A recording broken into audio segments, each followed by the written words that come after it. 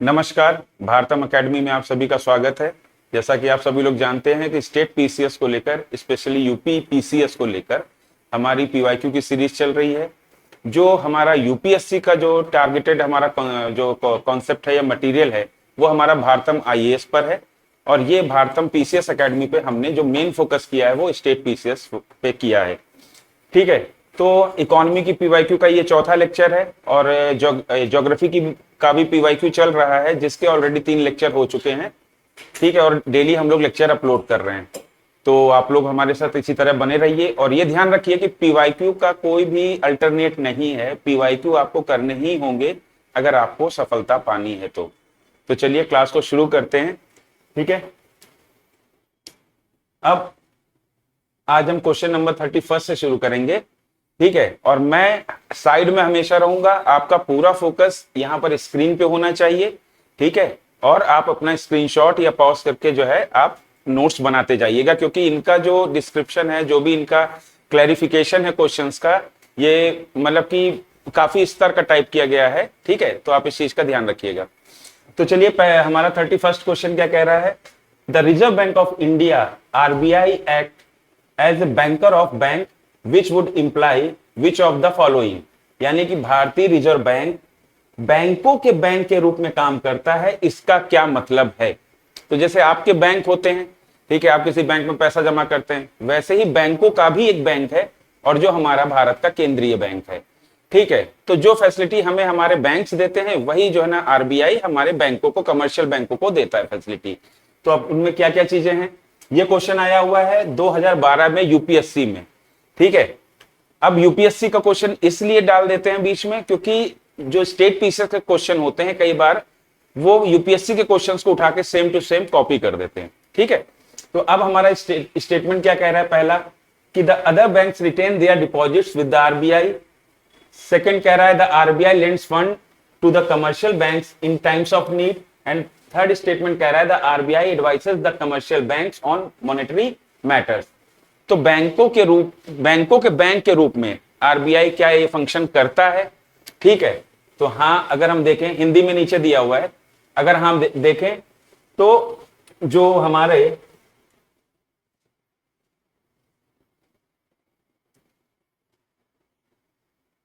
हमारे commercial banks हैं वो अपना डिपॉजिट कहां रखते हैं, आरबीआई के पास रखते हैं। ठीक है, उसके बाद आरबीआई जरूरत पड़ने पर कमर्शियल बैंक्स को रेपो रेट के तहत उधार भी देता है, एमएसएफ के तहत भी देता है। ठीक है, तो आरबीआई जरूरत पड़ने पर कमर्शियल बैंकों को, वाणिज्यिक बैंकों को उधारी भी देता है, और उसके बाद आरबीआई बैंकों को मौद्रिक मामलों में सलाह भी देता है। तो तीनों स्टेटमेंट दिए गए हैं और तीनों स्टेटमेंट ही सही हैं। तो हमसे पूछा जा रहा है कि इन कोड्स का इस्तेमाल करके बताइए कि कौन सा आंसर सही है। तो हमारा यहां पर आंसर क्या हो जाएगा, आंसर डी। क्लियर, चलिए ठीक है, ये हमारा आंसर डी हो गया, और इसको आप नोट करना चाहें तो नोट कर लें। चलिए अब अगले क्वेश्चन में बढ़ते हैं।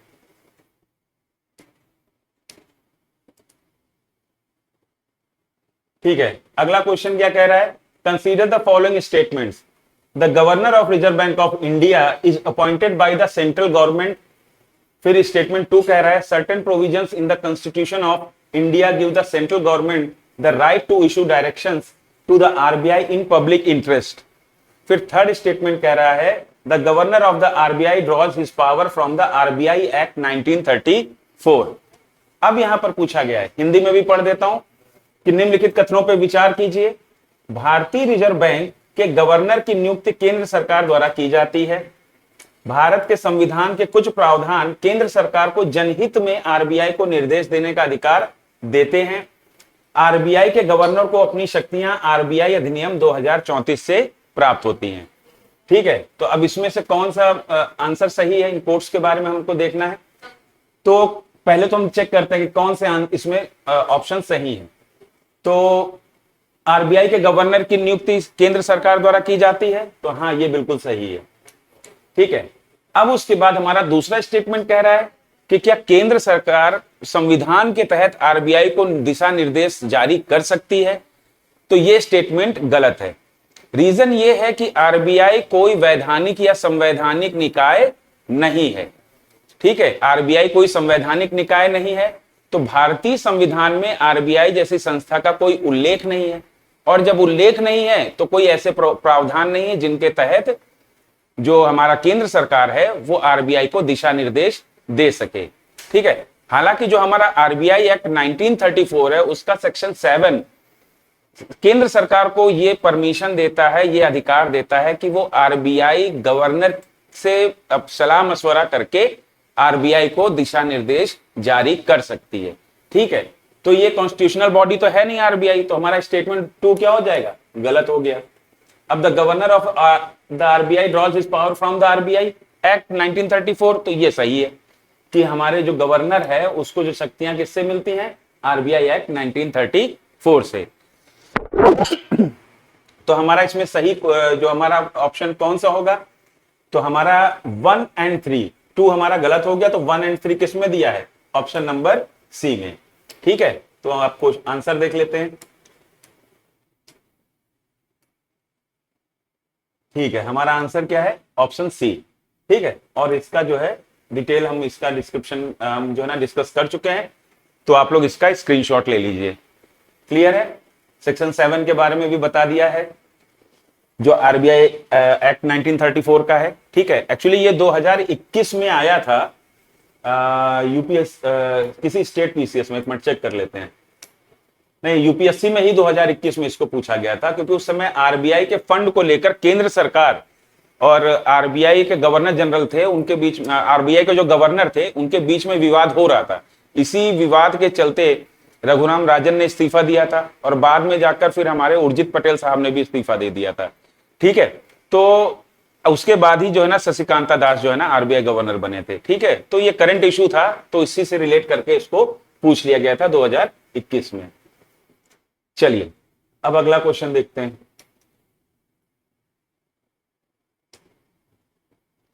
अगला क्वेश्चन क्या कह रहा है, विच of the following statements is not correct regarding the Reserve Bank of India. ठीक है, अब कौन सा स्टेटमेंट इसमें से सही नहीं है आरबीआई के बारे में। It issues all type of currency notes, the functions as a branch bank of the government of India. ठीक है, it is the banker's bank, और चौथा स्टेटमेंट है it exchanges foreign currency. Actually exchanges नहीं होगा, ये गलत टाइप हो गया है,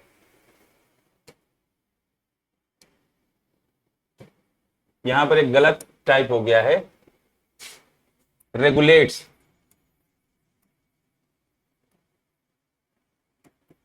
the exchange of foreign currency. ठीक है, इन इंडिया। ठीक, तो ये होना चाहिए स्टेटमेंट।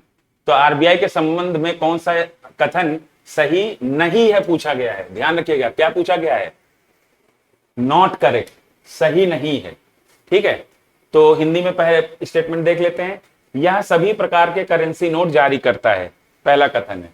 दूसरा कथन है यह भारत सरकार के बैंक के रूप में कार्य करता है। तीसरा कथन है यह बैंकों का बैंक है। और चौथा कथन है कि यह भारत में विदेशी मुद्रा के विनिमय का विनियमन करता है। ठीक है, यहां पर ये चौथे कथन को आप लोग करेक्ट कर लीजिए, यह भारत में विदेशी मुद्रा के विनिमय का विनियमन करता है। ठीक है, अब इसमें से देखते हैं कौन सा स्टेटमेंट हमारा गलत है। तो पहला स्टेटमेंट क्या है, क्या सभी प्रकार के करेंसी नोट आरबीआई इशू करता है, नहीं, तो पहला स्टेटमेंट गलत है। और कौन सा गलत है, तो हमारा पहला ही गलत है, तो हमारा आंसर आ गया, आंसर है क्या, ए, क्योंकि एक रुपए का नोट वो हमारा वित्त मंत्रालय फाइनेंस मिनिस्ट्री के तहत जो है जारी किया जाता है, और जिसपे जो हस्ताक्षर होते हैं वित्त सचिव के साइन होते हैं उसमें। और जितने भी सिक्के हैं वो चाहे किसी भी डिनोमिनेशन के हो, वो सारे सिक्के जारी किए जाते हैं आरबीआई द्वारा। ठीक है, तो ये बात क्लियर हो गई, तो हमारा पहला स्टेटमेंट गलत हो गया। ओके, आंसर देख लेते हैं। ठीक है, आंसर हमारा क्या है, under section 22 of Reserve Bank of India. देखिए मैं साइड में हूं तो आप लोग इसका नोट करते जाइए या स्क्रीनशॉट ले लीजिए। Under section 22 of Reserve Bank of India Act 1934, RBI has the sole right to issue currency notes of various denominations except 1 rupee note. ठीक है, तो ये चीज क्लियर हो गई। It bears the signature of the finance secretary and all coins. ठीक है, तो ये सभी जो ना सारे सिक्के भी कौन जारी करता है? वित्त मंत्रालय जारी करता है। चलिए अगला क्वेश्चन देखते हैं। अब क्वेश्चन नंबर 34। ठीक है, क्वेश्चन नंबर 34 क्या कह रहा है? ये हमारा पूछा गया है केरला पीसीएस में 2021 में। Consider the following statements. ठीक है, निम्नलिखित कथनों पर विचार करिए। RBI has the monopoly power of issue of notes and coins of all denominations in India. दूसरा स्टेटमेंट मतलब भारत में सभी मूल्य वर्ग के नोट और सिक्के छापने का एकाधिकार आरबीआई के पास है। अब दूसरा स्टेटमेंट क्या कह रहा है? RBI keeps and manages the foreign exchange reserve of India, यानी कि आरबीआई भारत के विदेशी मुद्रा भंडार को रखता है और उसका प्रबंधन करता है। तीसरा स्टेटमेंट कह रहा है open market operations are conducted by RBI via sale and purchase of government securities, यानी खुले बाजार की प्रक्रिया के तहत आरबीआई जो हमारी सरकारी प्रतिभूतियां हैं उनकी खरीद और बिक्री करता है। और चौथा स्टेटमेंट कह रहा है during inflation RBI reduces the cash reserve ratio, यानी कि महंगाई के दौरान आरबीआई कैश रिजर्व रेशियो को क्या करता है? घटा देता है। अब यहां पर पूछा जा रहा है select the correct answer by using the codes given below. ठीक है, तो हमें यहां पर कौन से सही स्टेटमेंट हैं उनकी पहचान करनी है। तो पहला स्टेटमेंट हमारा क्या है कि भाई सभी नोट और सिक्के जारी करने वाला जो स्टेटमेंट है, तो हम पीछे चर्चा कर चुके हैं। ठीक है, कि सभी नोट सिक्के तो आरबीआई जारी नहीं करता है और 1 रुपए का नोट भी आरबीआई जारी नहीं करता है। तो पहला स्टेटमेंट तो हो गया गलत।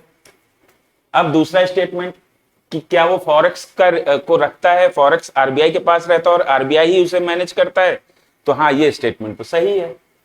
ठीक है, अब तीसरा स्टेटमेंट क्या है? ओपन मार्केट ऑपरेशन, यानी कि खुले बाजार की प्रक्रिया के तहत आरबीआई सरकारी प्रतिभूतियों की खरीद बिक्री करता है, तो ये भी बिल्कुल सही है। ये एक्चुअली ओपन मार्केट ऑपरेशन की डेफिनेशन ही हो गई।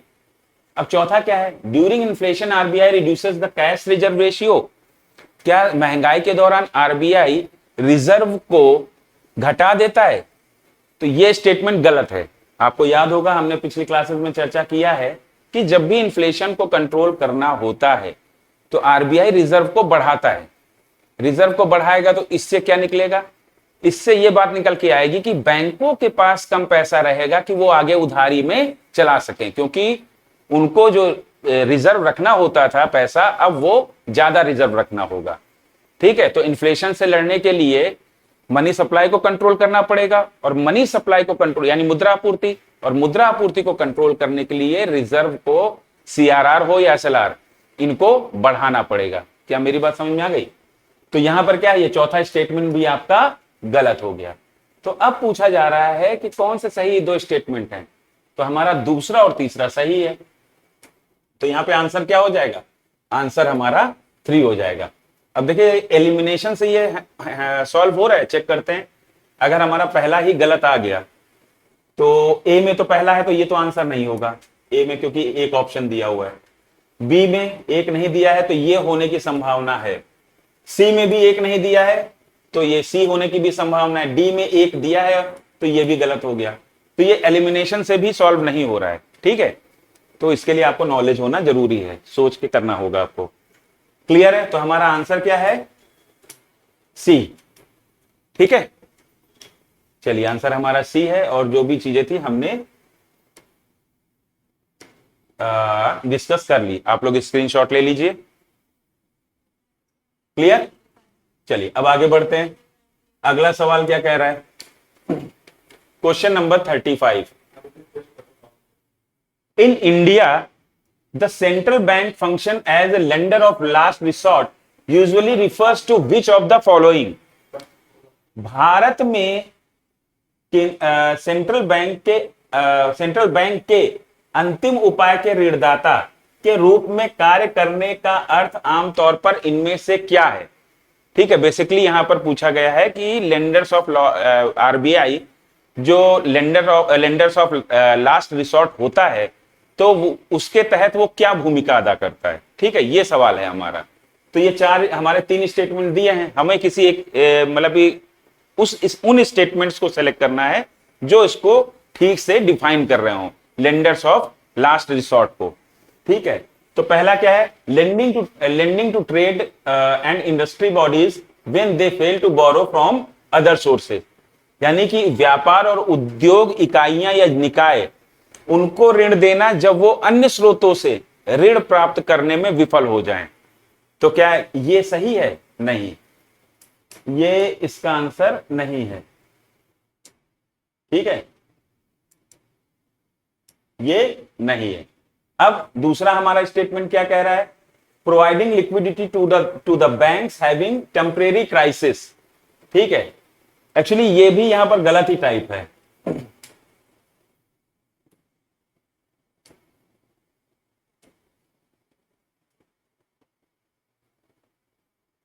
क्योंकि जब मैंने इस क्वेश्चन को पढ़ा तब मुझे समझ में आया कि ये गलत, यहां पर क्वेश्चन को जो है ना, केरला पीसेस में जो क्वेश्चन था ये गलत क्वेश्चन ही गलत दिया गया था। क्योंकि टेम्परेरी क्राइसिस में बैंकों को अगर लोन लेना होता है तो वो आरबीआई से एमएसएफ के तहत ले सकते हैं, मार्जिनल स्टैंडिंग फैसिलिटी, या रेपो रेट के तहत ले सकते हैं। ठीक है, टेम्परेरी क्राइसिस में लेंडिंग ऑफ लास्ट रिसोर्ट वाला ऑप्शन होता ही नहीं है, क्योंकि इसका मतलब ही होता है कि जब कहीं से कोई सहारा ना मिल रहा हो, किसी अगर कोई कमर्शियल बैंक फाइनेंशियली प्रॉब्लम में है तो आरबीआई उसकी हेल्प के लिए आगे आता है। ठीक है, तो जो यहां पर कथन दिया गया है, अगर 3 कथन देखे जाए तो तीनों में ये तो सही है। ठीक है, लेकिन ये इसकी जो लैंग्वेज है वो गलत है। ठीक है, अब तीसरा हमारा क्या, lending to governments to finance the budgetary deficit, यानी बजट घाटे को फाइनेंस करने के लिए, बजट घाटे के वित्तीयन के लिए सरकार को ऋण देना। तो ये जो ना, ये भी लेंडिंग ऑफ लास्ट रिसोर्ट या अंतिम ऋणदाता के तौर पे आरबीआई का काम नहीं है। ठीक है, बजट घाटे को पूरा करना है तो उसे हम कहते हैं डेफिसिट फाइनेंसिंग। ठीक है, डेफिसिट फाइनेंसिंग के तहत जो है ना बजट घाटा पूरा किया जाता है, जिसको हम कहते हैं घाटे का वित्तीयन। तो लेंडिंग ऑफ लास्ट रिसोर्ट किसके संदर्भ में होगा, वाणिज्यिक बैंकों के संदर्भ में होगा। और ये कार्य आरबीआई कब करेगा, जब वाणिज्यिक बैंकों को की जो वित्तीय स्थितियां वो बहुत ही जटिल हो गई हैं और उनको और कहीं से या अन्य किसी स्रोत से उनको फाइनेंस नहीं हो पा रहा है, लोन नहीं मिल पा रहा है। क्या मेरी बात समझ में आ गई? तो यहां पर लैंग्वेज की दिक्कत है। ठीक है, कोई नहीं, लेकिन आपको ये नॉलेज होना चाहिए। ठीक, तो यहां पर अगर हम देखें क्वेश्चन के हिसाब से और इसके दिए हुए ऑप्शंस के हिसाब से तो कौन सही है, तो यहां पर केवल 2 सही है। तो केवल 2 किसमें है, ऑप्शन नंबर बी में, ओनली 2। क्लियर? चलिए इसका आंसर देख लेते हैं। ऑप्शन बी हमारा सही है। देखिए यहां पर जो है, मैंने इसका जो डिस्क्रिप्शन था मैंने उसको करेक्ट कर दिया। ठीक है, तो डिस्क्रिप्शन आप यहां से आप इसका स्क्रीनशॉट ले लो या इसको नोट कर लो। ठीक है, अब वो क्वेश्चन था, क्वेश्चन ही ऐसा पूछा गया तो उसमें तो चेंज नहीं कर सकते ना। चलिए अब अगला क्वेश्चन देखते हैं। Question number 36। क्वेश्चन नंबर 36 क्या पूछ रहा है भाई, consider the following statements with respect to RBI. RBI के संदर्भ में निम्नलिखित कथनों पर विचार करिए। ठीक है, पहला कथन क्या है, it is a banker to the central government. ठीक है, यह केंद्र सरकार का बैंकर है। दूसरा स्टेटमेंट कह रहा है, it formulates and implements monetary policy. यह मौद्रिक नीति बनाती है, नहीं बनाता है, आरबीआई बनाता है और लागू करता है। ठीक है, तीसरा स्टेटमेंट कह रहा है, it acts as a agent of the government in relation to the international monetary fund, यानी कि यह आईएमएफ के मामले में सरकार के एजेंट के तौर पे कार्य करता है। और चौथा स्टेटमेंट कह रहा है, it operates the lending program of the government of India. यह भारत सरकार के ऋण कार्यक्रमों को चलाता है। तो अब ये पूछा जा रहा है कि select the correct answer by using quotes below. तो इनमें से कौन से ऑप्शन सही है, इनको हमें चूज करना है। ठीक है, तो चेक कर लेते हैं। या केंद्र सरकार का बैंक होता है, तो हाँ होता है। क्या यह केंद्र सरकार या मौद्रिक नीति को बनाता और उसको लागू करता है आरबीआई, तो हाँ बिल्कुल करता है। आईएमएफ के लिए आरबीआई सरकार के एजेंट के तौर पे कार्य करता है, तो ये भी सही है, हाँ बिल्कुल करता है।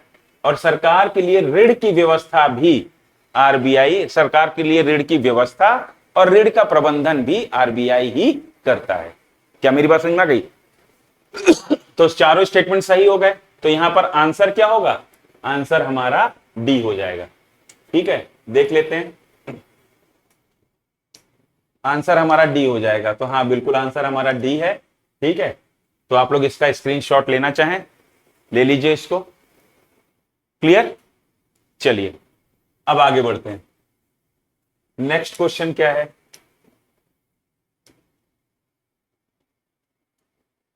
Question number 37। क्वेश्चन नंबर 37 क्या पूछ रहा है? द फॉरेन एक्सचेंज रिजर्व, ठीक है, FER of RBI includes which of the following, यानी कि फॉरेक्स जो आरबीआई के पास फॉरेक्स होता है, फॉरेन एक्सचेंज रिजर्व, तो उसमें क्या क्या चीजें शामिल की जाती हैं, आरबीआई क्या क्या चीजें शामिल करता है। फॉरेक्स में सिर्फ फॉरेन करेंसी ही नहीं होती है, इस चीज को ध्यान रखिएगा।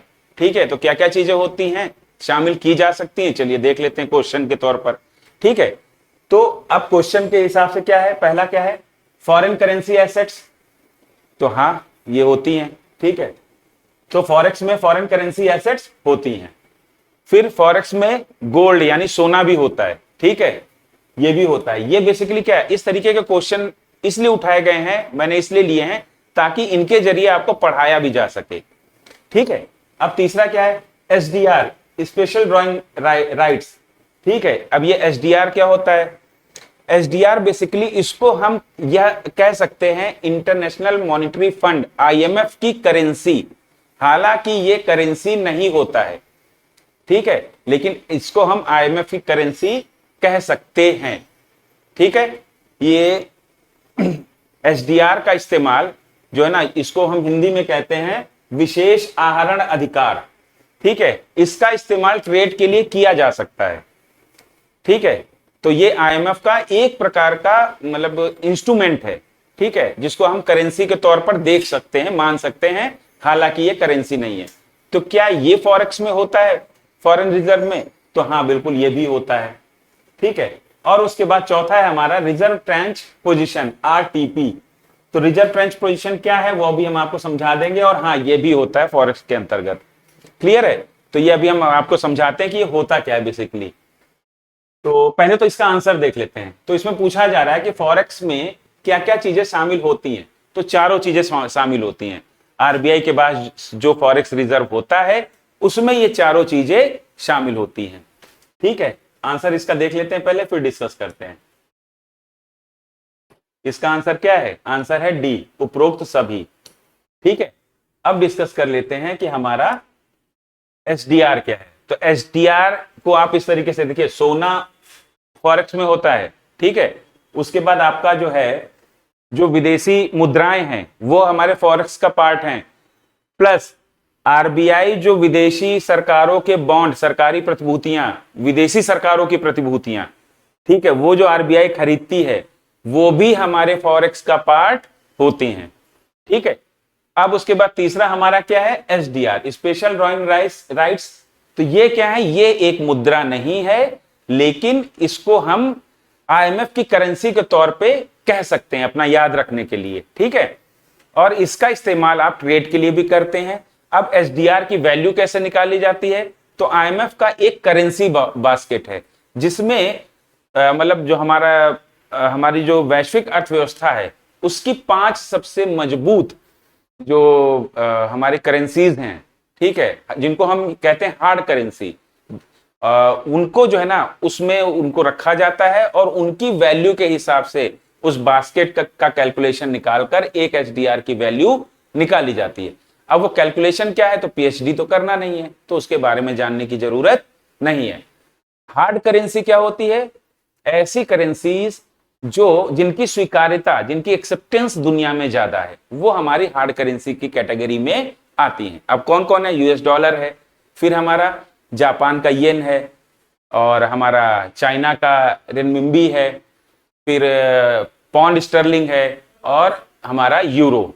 ये 5 करेंसी हैं, ये आईएमएफ की करेंसी बास्केट में होती हैं, और इनका वेटेज होता है, अलग अलग वेटेज होता है, और इन्हीं का कैलकुलेशन करके उस बास्केट की वैल्यू से के आधार पर एसडीआर की वैल्यू निकाली जाती है। क्या मेरी बात समझ में आ गई? तो जो एसडीआर होते हैं वो भी भारत के फॉरेक्स के पार्ट होते हैं।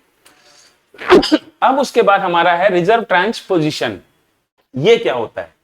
ठीक है, तो ये भी हमारा क्या है? ये भी हमारा फॉरेक्स का पार्ट होता है। अब पहले तो ये समझ लेते हैं कि ये होता क्या है। देखिए, आईएमएफ को अगर हम एक क्लब माने, एक संस्था माने जिसके सब मेंबर बनते हैं, ठीक है, तो क्लब का मेंबर बनने के लिए आपको क्या है? कुछ ना कुछ देना पड़ता है ना, कि भाई मेंबरशिप। तो वैसे ही आईएमएफ के भी जो है ना, जो सदस्य देश हैं दुनिया भर के, उनको भी आईएमएफ की एक तरीके से मेंबरशिप के लिए कुछ पैसा या कुछ मतलब कोटा देना पड़ता है। ठीक है, तो ये कौन तय करता है? ये आईएमएफ तय करता है कि कौन कितना। ये किसके द्वारा तय किया जाता है? ये आईएमएफ द्वारा तय किया जाता है कि कौन सा देश कितना मेंबरशिप देगा, या किस देश के लिए कितना कोटा निर्धारित किया गया है। ठीक है, अब जैसे भारत है, तो भारत के लिए मान लीजिए कि ये हमारा भारत है और ये हमारा आईएमएफ है। ठीक है, अब भारत के लिए आईएमएफ ने कुछ कोटा निर्धारित किया है। ठीक, अब उस कोटे के आधार पर भारत अपना जो है डोमेस्टिक करेंसी, घरेलू मुद्रा और फॉरेन करेंसी जिसमें हार्ड करेंसीज होंगी, उनको मिलाकर अपना कुछ कोटा आईएमएफ के पास देगा। ठीक है, अब भारत का मान लेते हैं कि ये कोटा है, आईएमएफ में भारत का ये कोटा है। ठीक है, 100 रुपए का कोटा मान लेते हैं, जिसमें 100 रुपए जो आपका इसमें भारतीय करेंसी और डॉलर वॉलर मिला के हम रुपए में कैलकुलेट करते हैं। तो ये जो 100 रुपए का कोटा भारत का आईएमएफ के पास मेंटेन है, तो इसका 25%, इसका चौथाई भाग भारत कभी भी इस्तेमाल कर सकता है। ठीक है, कभी भी इस्तेमाल कर सकता है विपरीत परिस्थितियों में, या कभी जरूरत पड़ जाए। ठीक है, तो ये जो पोर्शन होता है कोटे का, ये जो पोर्शन जिसको इमरजेंसी में कोई भी देश इस्तेमाल कर सकता है, इसी को हम क्या कहते हैं? इसी को हम कहते हैं reserve tranche position. India's reserve quota balance held directly with the IMF that can be accessed unconditionally in any emergency. ठीक है, कि बिना किसी कंडीशन के, बिना किसी शुल्क के भारत उसको इस्तेमाल कर सकता है। ठीक है, तो ये जो हिस्सा है ये भी हमारा फॉरेक्स का पार्ट होता है। क्या मेरी बात समझ में आ गई? ठीक है, तो आरटीबी भी आपको क्लियर हो गया होगा। रिजर्व ट्रेंच पोजीशन कि आईएमएफ के पास भारत का रिजर्व कोटा बैलेंस, ठीक है, जिसका इस्तेमाल किसी भी आपात स्थिति में बिना किसी शर्त के किया जा सकता है। तो वो जो बैलेंस है वो भी हमारे फॉरेक्स का पार्ट होता है। क्लियर हो गया? चलिए अब अगला क्वेश्चन देखते हैं।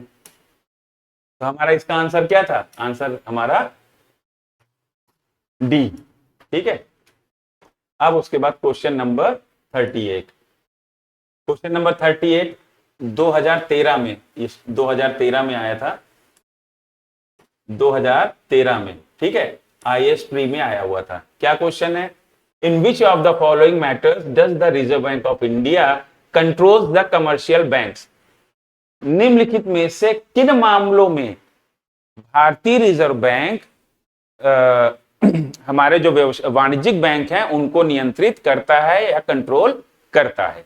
ठीक है, कौन कौन से हैं? तो liquidity of assets, branch expansion, merger of banks and closure of banks. तो किन मामलों में Reserve Bank of India control करता है? तो बैंकों का बैंक है, तो वहां पर बैंकों में तरलता, ठीक है, परिसंपत्तियों की तरलता, यहां पर बेसिकली बैंकों की तरलता होनी चाहिए। तो बैंकों की तरलता के मामले में कि बैंकों के पास तरलता कितनी होगी, ये कौन निर्धारित करता है? कम होगी या ज्यादा होगी, कौन निर्धारित करता है? आरबीआई। तो इस मामले में आरबीआई कंट्रोल करता है। शाखा विस्तार में, ठीक है, और ज्यादा ब्रांचेस खोलने के लिए, तो इसमें आरबीआई की क्या भूमिका है? तो किसी भी पर्टिकुलर बैंक को अपनी शाखाओं को बढ़ाने के लिए, अपनी और शाखाएं खोलने के लिए आरबीआई से अनुमति लेनी पड़ती है, तो इसमें भी आरबीआई का रोल है। अब बैंकों के विलय में, इसमें भी ऑफकोर्स आरबीआई का रोल होगा, और बैंकों को बंद करने में भी आरबीआई का रोल होता है। क्या मेरी बात समझ में आ गई? ठीक है, तो इन चारों ही मामलों में आरबीआई बैंकों को नियंत्रित करता है। तो यहां पर इसका आंसर क्या हो जाएगा? डी। आंसर क्या हो जाएगा? डी। ठीक है, ये रहा। तो आप इसका अगर नोट करना चाहें तो नोट कर लीजिए, और स्क्रीनशॉट लेना चाहें तो ले लीजिए। हमने इस पे चर्चा कर दी है। ठीक है, नीचे वाला जो नोट लिखा है ना, तो बैंकों की तरलता को कंट्रोल करने के लिए तो रेपो रेट और रिवर्स रेपो रेट भी होता है एलएएफ के तहत, लिक्विडिटी एडजस्टमेंट फैसिलिटी, जिसको तरलता समायोजन सुविधा कहते हैं। और एसएलआर और सीआरआर भी, इनके द्वारा भी बैंकों की तरलता को नियंत्रित किया जाता है। क्लियर है? चलिए अगला क्वेश्चन देखते हैं। अगला क्वेश्चन क्या है? Question number 39। ये भी 2004 में आईएएस प्री में पूछा गया था, यूपीएससी में पूछा गया था। Consider the following statements. The Reserve Bank of India was nationalised on 26 जनवरी 1950। ठीक है, पहला स्टेटमेंट क्या कह रहा है? निम्नलिखित कथनों पर विचार करिए। तो पहला कथन क्या है कि भारतीय रिजर्व बैंक का जो राष्ट्रीयकरण है वो 26 जनवरी 1950 में किया गया था। The loan programs of the government of India are operated by the Department of Expenditure and Ministry of Finance। ठीक है, तो भारत सरकार का जो ऋण कार्यक्रम है वो वित्त मंत्रालय के व्यय विभाग द्वारा संचालित किया जाता है। अब पूछा जा रहा है कि select the correct answer by using the quotes given below. तो जो नीचे कोट्स दिए हैं उनके आधार पर सही आंसर का चुनाव करिए। तो इसमें से कौन सही है? तो भाई देखिए, ये तो बहुत ही ज्यादा फैक्चुअल हो गया, ये गलत है। आरबीआई का राष्ट्रीयकरण 1 जनवरी 1949 को हुआ था। ठीक है, तो इतना फैक्चुअल हालांकि यूपीएससी में अब तो बिल्कुल ही नहीं पूछा जाता, पूछा गया था। दूसरा क्या है कि भारत सरकार के ऋण वगैरह का मैनेजमेंट कौन करता है? तो हमें ये भी पता है आरबीआई करता है। तो जब आरबीआई करता है तो हमारा ये भी गलत हो गया, ये भी गलत हो गया। तो कौन सा सही आंसर है?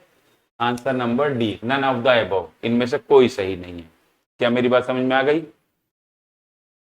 चलिए इसका आंसर देख लेते हैं। आंसर है डी। ठीक है, आप चाहें इसका स्क्रीनशॉट ले लें। चलिए अगला क्वेश्चन। अगला क्वेश्चन क्या है हमारा? Question number 40। ठीक है, अब जैसे ये क्वेश्चन जो है, ये क्वेश्चन भी ये पूछा गया था एमपीपीएससी में, वो भी 2021 में। ये जो कमेटी बनाई गई थी 2006 में और 2009 में इसने अपनी रिपोर्ट भी दे दी थी, लेकिन 2021 में इसके बारे में एमपीपीसीएस में पूछा गया। ठीक है, तो ऐसा क्वेश्चन भी आ सकता है। ठीक, तो चलिए देख लेते हैं। अब क्वेश्चन क्या कह रहा है? फाइनेंशियल सेक्टर अप्रेजल कमिटी, ठीक है, जिसका दूसरा नाम क्या है? Committee on financial sector assessment, is को चेयर्ड बाई। ठीक है, तो वित्तीय क्षेत्र मूल्यांकन समिति, ठीक है, फाइनेंशियल सेक्टर अप्रेजल कमिटी, ठीक है, जिसका दूसरा नाम क्या है? Committee on financial sector assessment, को की सह अध्यक्षता किसके द्वारा की गई थी? तो ये कमेटी का गठन 2006 में किया गया था। ठीक है, और 2006 में, और इसमें जो है चेयरमैन जो थे, तो चेयरमैन थे हमारे, इसको सीधे मैं पढ़ाई देता हूं, इसमें ऑप्शन वगैरह क्या देखना। तो ये जो कमेटी थी, इस कमेटी का गठन 2006 में किया गया था, और इसके चेयरमैन थे वो डिप्टी गवर्नर थे, और इसकी जो सह अध्यक्षता की थी वो की थी फाइनेंस सेक्रेटरी, वित्त मंत्रालय के वित्त सचिव ने। ठीक है, तो चेयरमैन थे डिप्टी गवर्नर ऑफ आरबीआई, और इसका जो है को chaired by finance secretary of government of finance secretary, ठीक है, वित्त मंत्रालय के। ठीक है, तो इसका यहां पर ऑप्शन कौन सा सही है? ऑप्शन यहां पर बी आपका सही है। क्लियर? और इस कमेटी को क्यों इसका गठन किया गया था? तो इस कमेटी का गठन किया गया था अर्थव्यवस्था की दशा और दिशा, ठीक है, अर्थव्यवस्था की दशा और दिशा पर का विश्लेषण करने के लिए। ठीक है, तो इसलिए इस कमेटी का गठन किया गया था, और इस कमेटी ने 2009 में अपनी रिपोर्ट सबमिट कर दी थी। क्लियर? तो इसका आंसर देख लेते हैं। ये रहा इसका आंसर, आंसर है बी। ठीक है, जो हमने चर्चा कर ली है। ठीक है, तो ये चर्चा कर ली है, तो इसको आप लोग नोट कर लीजिए। ठीक, तो ये हमारे हो गए क्वेश्चन नंबर 40 तक। ठीक है, तो आज की क्लास के में बस यहीं तक रिवाइज करते हैं। और आपको जैसा कि पता ही है कि जो रामेंद्र मिश्रा सर की जो है वो ज्योग्राफी का भी पीवाईक्यू चल रहा है और फोकस हमारा स्टेट पीसीएस पर ही है। ठीक है, तो आप लोग इसी तरह जो ना, पीवाईक्यू का कोई विकल्प नहीं है, पीवाईक्यू आपको करना ही पड़ेगा अगर आपको एग्जाम पास करना है। ठीक है, तो पीवाईक्यू जरूर सॉल्व करिए, यही ब्रह्मास्त्र है। ठीक है, तो हमारे साथ जुड़े रहिए, हम आपको इसी तरीके से पीवाईक्यू कराकर आपके सब्जेक्ट की तैयारी कराते रहेंगे। ठीक है, धन्यवाद।